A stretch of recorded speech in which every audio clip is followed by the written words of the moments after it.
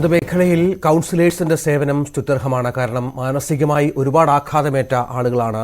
ഉറ്റവരെ നഷ്ടപ്പെട്ട, അവരെ കാണാതാവാതെ ദുരന്തം നേരിട്ട് കണ്ട ഒരുപാട് പേർക്ക് അത്തരത്തിലുള്ള പ്രശ്നങ്ങളുണ്ട്. അവരെ ജീവിതത്തിലേക്ക് തിരികെ കൊണ്ടുവരിക എന്നുള്ളതാണ് ഈ പ്രധാനപ്പെട്ട വ്യക്തികൾ ചെയ്യുന്നത്. നമുക്ക് എം ജി മിഥുനിലേക്ക് ഒരിക്കൽ കൂടി പോകണം. മിഥുൻ അവിടെയുണ്ട്, വയനാട്ടിലുണ്ട്, മുണ്ടക്കൈ, ഈ പുത്തുമല ആ പ്രദേശങ്ങളിൽ ഉണ്ട് മിഥുന്.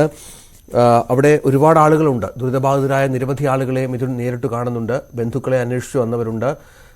ഇന്നും തിരച്ചിൽ അവിടെ പുനരാരംഭിച്ചിട്ടുണ്ട്. മറ്റു വിവരങ്ങൾ എന്തൊക്കെയാണ്?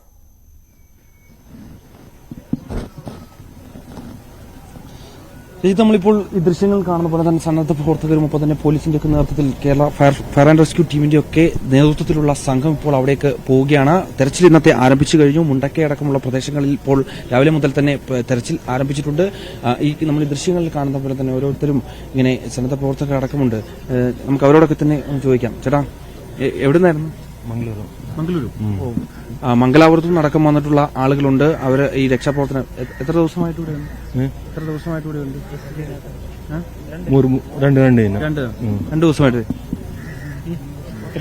രണ്ട് ദിവസമായിട്ട് വന്നിട്ടുണ്ട്.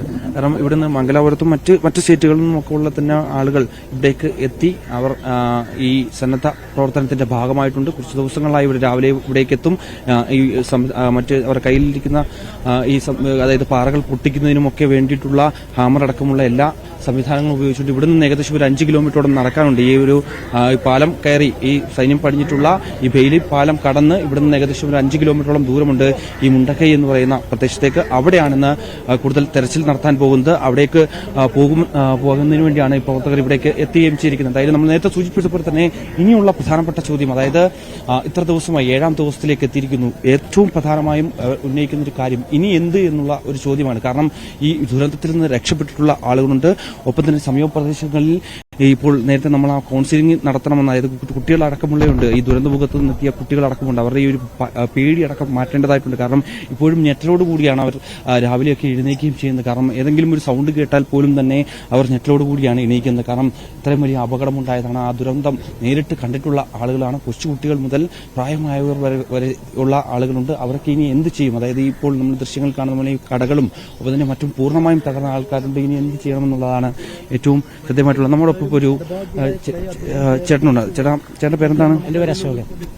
ചേട്ടന്റെ വീട് 12 വാടിയിൽ, അതായത് ഈ പാലത്തിന്റെ അപ്പുറത്ത്. ആ സമയത്ത് എങ്ങനെയായിരുന്നു ഈ പ്രദേശങ്ങളെല്ലാം പൂർണ്ണമായി ഒഴുകി വരുന്നത്? അന്ന് ഞാൻ 1 മണിയായപ്പോഴാണ്, 1-1:15 ആയപ്പോഴാണ് നമ്മളിത് അറിയുന്നത്, കാര്യങ്ങൾ അറിയുന്നത്. ഞങ്ങൾ ടൗണിലേക്ക് വരാൻ വേണ്ടി വന്നു. രാത്രി വന്നപ്പോൾ ഇങ്ങോട്ട് വരാൻ കഴിഞ്ഞില്ല. അപ്പോഴാണ് എന്റെ കൂട്ടുകാരൻ മനോജിനെ വിളിച്ചിരുന്നു. മനോജ് വിളിച്ചപ്പോൾ പറഞ്ഞു, മനോജ് എല്ലാം പോയടാ പറഞ്ഞു. അങ്ങനെയാണ് ഞാൻ ഓടി ഇവിടം വരെ എത്തുന്ന എനിക്ക് ഇങ്ങോട്ട് കടക്കാൻ കഴിഞ്ഞില്ല. ഇങ്ങോട്ട് നിശാവസ്ഥയിൽ അവിടെ നിൽക്കിയിരുന്നു. അത് കഴിഞ്ഞിട്ടാണ് പിന്നീട് രണ്ടാമത് ഒരു സൗണ്ട് വന്നപ്പോൾ വലിയൊരു ഭയാനകമായ ഒരു സൗണ്ടായിരുന്നു. ആ സൗണ്ട് കേട്ടിട്ടാണ് ഞങ്ങൾ തിരിച്ചോടി ആ ബംഗ്ലാവിലേക്ക് ഓടി കയറി. ഞങ്ങൾ അങ്ങനെ ഒരുപാട് ആൾക്കാർ, ആ പാടിയിൽ ഒരുപാട് ആൾക്കാരുണ്ട്. അവരൊക്കെ ഓടിച്ച് ബംഗ്ലാവിലേക്ക് കയറ്റി. നമ്മൾ കൊണ്ടുപോയിട്ട് ബംഗ്ലാവിലേക്ക് ഓടിച്ച് കയറ്റി. ഞാൻ ഓട്ടോ ഡ്രൈവറാണ്. ഓട്ടോ ഓടിച്ച് ഉപജീവന മാർഗം നടത്തുന്ന ആളാണ്. ഈ ടൗണുമായി ബന്ധപ്പെട്ട് രാവിലെ 6 മണി തൊട്ട് രാത്രി 10 മണി വരെ നമ്മൾ ഈ ടൗണുമായി ബന്ധപ്പെട്ട് ജീവിക്കുന്ന ഒരാളാണ്.